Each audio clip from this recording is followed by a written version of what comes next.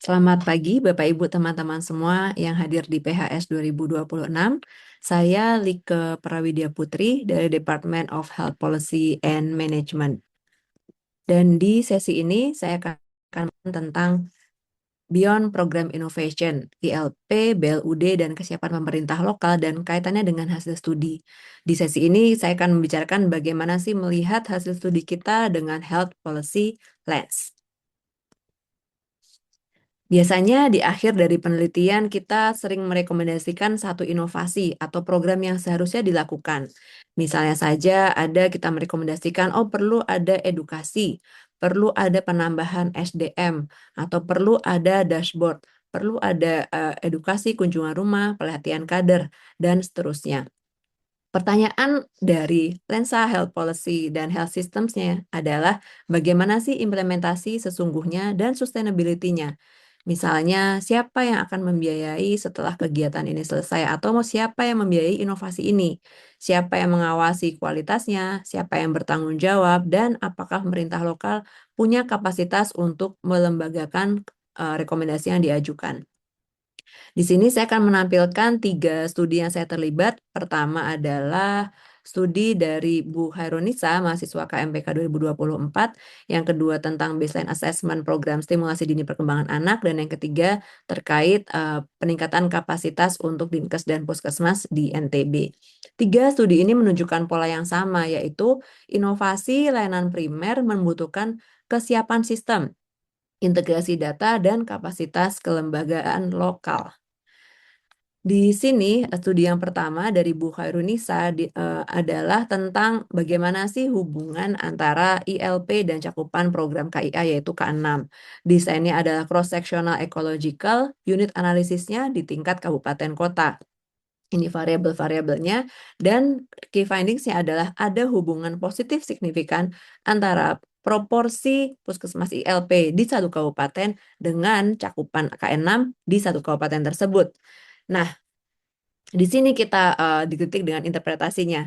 Di sini apakah memang ILP ini mempengaruhi cakupan ANC atau ILP ini sebetulnya merupakan parameter dari kesiapan kabupaten kota yang akhirnya juga karena dia siap ya makanya cakupan ANC-nya bagus, karena dia siap makanya cakupan ILP-nya bagus juga.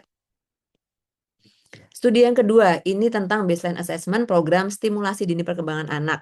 Sekarang namanya pemeriksaan kesehatan anak terpadu atau PKAT, dulu SDIDTK. Intinya adalah di ILP ini kegiatan barunya adalah stimulasi perkembangan anak itu diperluas dan diberikan pelayanannya di Pustu, dan harapannya lebih bersifat promotif. Jadi kan mungkin dulu stimulasi atau deteksi perkembangan anak hanya dilakukan untuk anak yang mungkin menunjukkan tanda keterlambatan. Nah, tapi ini di-push bagaimana supaya stimulasi ini dilakukan untuk semua anak, seperti halnya penimbangan berat, penimbangan dan pengukuran tinggi badan atau panjang badan anak.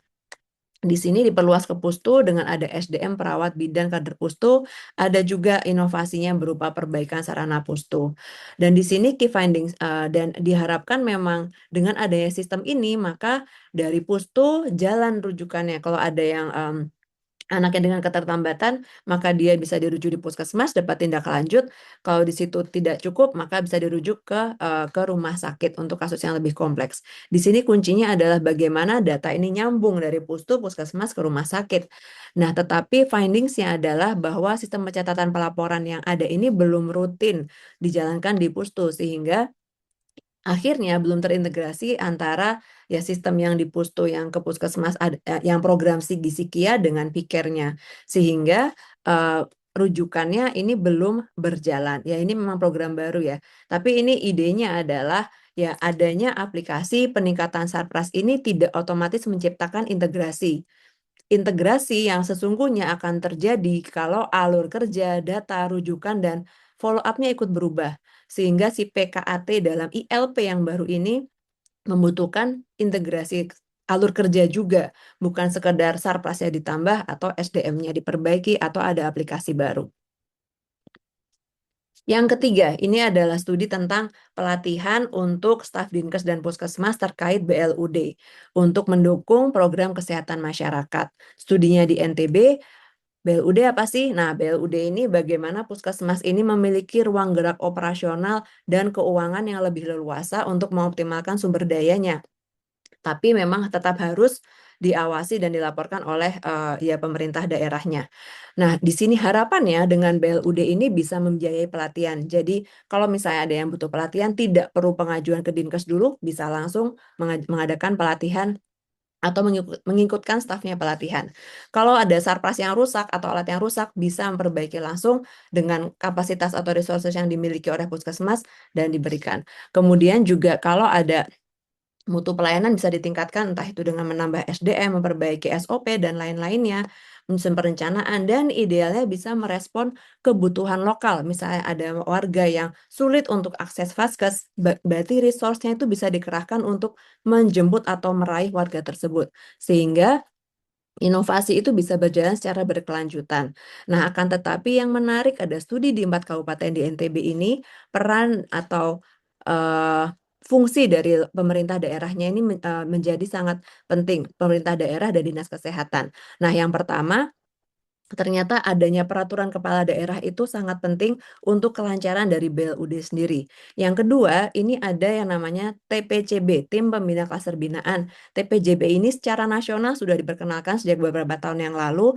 Ini ada di Dinas Kesehatan yang fungsinya untuk memonitor bagaimana akreditasi puskesmas. Itu fungsi aslinya. Nah, di kabupaten yang lebih lebih bagus dalam artian cakupan puskesmasnya, pendapatannya juga inovasinya berjalan, dia didukung oleh peraturan kepala daerahnya dan juga didukung dari Dinkes yang berinisiatif memanfaatkan TPCB yang ada tanpa membuat SK baru untuk mendukung pelaksanaan BLUD. Jadi kebayang ya, TPCB ini aslinya untuk akreditasi, tapi ini dimanfaatkan bagaimana untuk mendukung dan monitor BLUD juga. Nah, tetapi di yang kabupaten satunya itu tidak terjadi. Sehingga dari sini lesson learn-nya adalah fleksibilitas tanpa kapasitas, supervisi, dan akuntabilitas ini kurang kuat dalam mendukung inovasi. Inovasi di puskesmas harus didukung bagaimana dari pemerintah daerahnya dengan regulasinya dan dari Dinkesnya dengan fungsi yang dia perankan memang sebagai monitor atau supervisi. Nah, sehingga pesan utamanya adalah setiap ide inovasi yang didapatkan dari studi-studi yang luar biasa milik teman-teman, pikirkan bagaimana perubahan sistem kesehatan mengatasi hal ini yang menggunakan existing resources. Maksudnya gimana? Kalau ada kendala kurang SDM, turnover staff tinggi, oke, mungkin solusinya tidak hanya menambah jumlah SDM, tetapi juga bagaimana sih, mungkin nggak ya, ada task shifting atau task sharing ke SDM yang ada. Silakan nanti lihat-lihat di ChatGPT bagaimana sih task shifting dan task sharing ini.